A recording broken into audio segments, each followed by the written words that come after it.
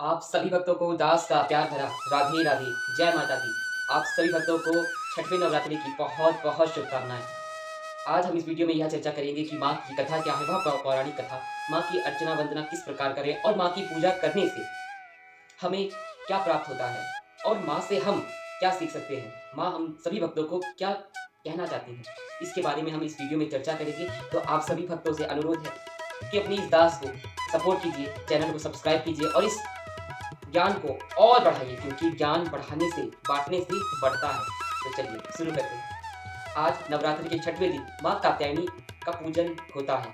इनकी ही आराधना अर्चना वंदना से व्यक्ति को वह 4 चीज बड़ी सरलता से प्राप्त हो जाते हैं, जिनको प्राप्त करने के लिए मनुष्य जीवन भर संघर्ष करता है, परंतु इन चारों को एक साथ प्राप्त नहीं कर पाता। वह कौन से 4 चीजें हैं?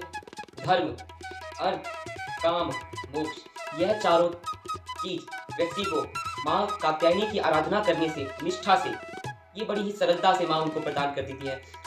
और माँ शोकदायिनी है। जो व्यक्ति माँ कात्यायनी की पूजा अर्चना वंदना करता है, उसके जीवन में धन धान्य की कभी कमी नहीं होती, कभी संतान की कोई कमी नहीं होती, वह और उनका जीवन भय मुक्त होता है।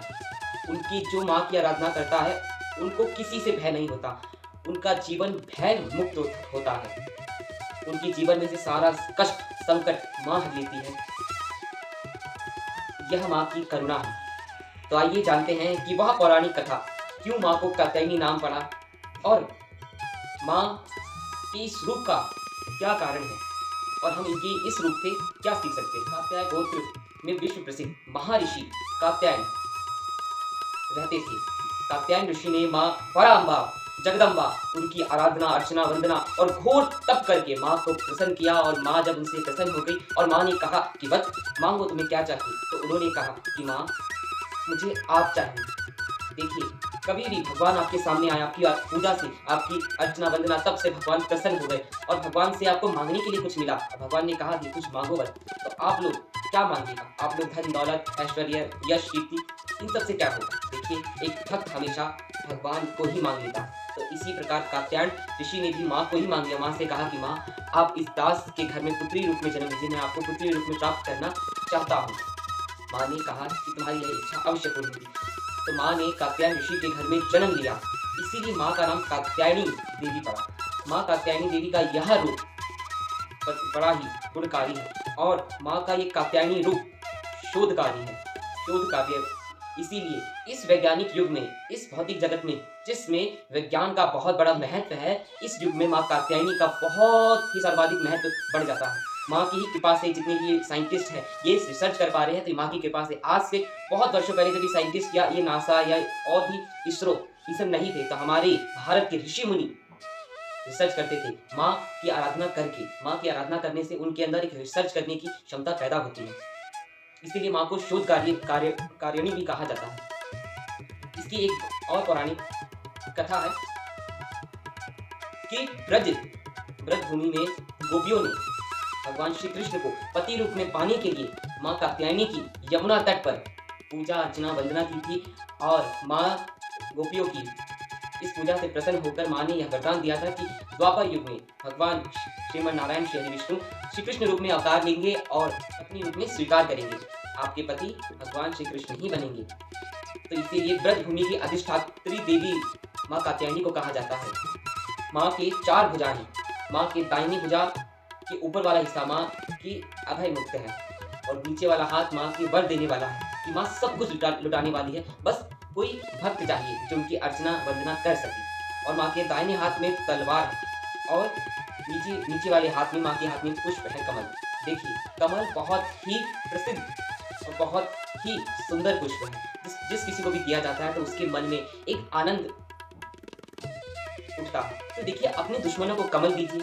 अगर वो कमल से प्रसन्न है, आपकी वाणी से प्रसन्न है और आपके लिए भी अच्छा है, और अहिंसा ही परमो धर्मा। लेकिन जब कभी भी विधर्मी आपके मान पर, आपके सम्मान पर, आपके देश पर, आपके धर्म पर कोई भी आघात लगाए, तो आपको पुष्प नहीं देना, आपको तलवार निकाल कर दुष्टों का संहार करना है। तो देखिए, माँ का कोई भी 9 रूप हो, माँ के 9 रूप में, माँ के हर एक रूप को आप देख लीजिए। माँ के हाथ में शस्त्र अवश्य होंगे। तो इसीलिए आप लोग भी अपने अपने घरों में शस्त्र रखिए, शस्त्र विद्या का ज्ञान लीजिए। और माँ के इस रूप से आप सभी जितने भी मेरी स्टूडेंट्स हैं, आज भौतिक जगत में जो साइंस को बहुत मानते हैं, तो उन लोगों के लिए भी आप लोग माँ कात्यायनी की पूजा अर्चना वंदना कीजिए, जिससे माँ आपको ऐसी कृपा करे कि आप अच्छे से रिसर्च कर पाएँ, और जिस रिसर्च को करें तो वह रिसर्च फलीभूत हो। माँ कात्यायनी की कृपा से आपका जीवन संघर्षमय नहीं होगा, भय मुक्त होगा, कोई भी भय नहीं होगा। आप जो भी कार्य कीजिएगा, भय आपके जीवन में नहीं होगा। इसे कह सकते हैं कि जो व्यक्ति माँ कात्यायनी की पूजा अर्चना वंदना करता है, उसकी जीवन की डिक्शनरी में भय नाम का शब्द ही नहीं होता।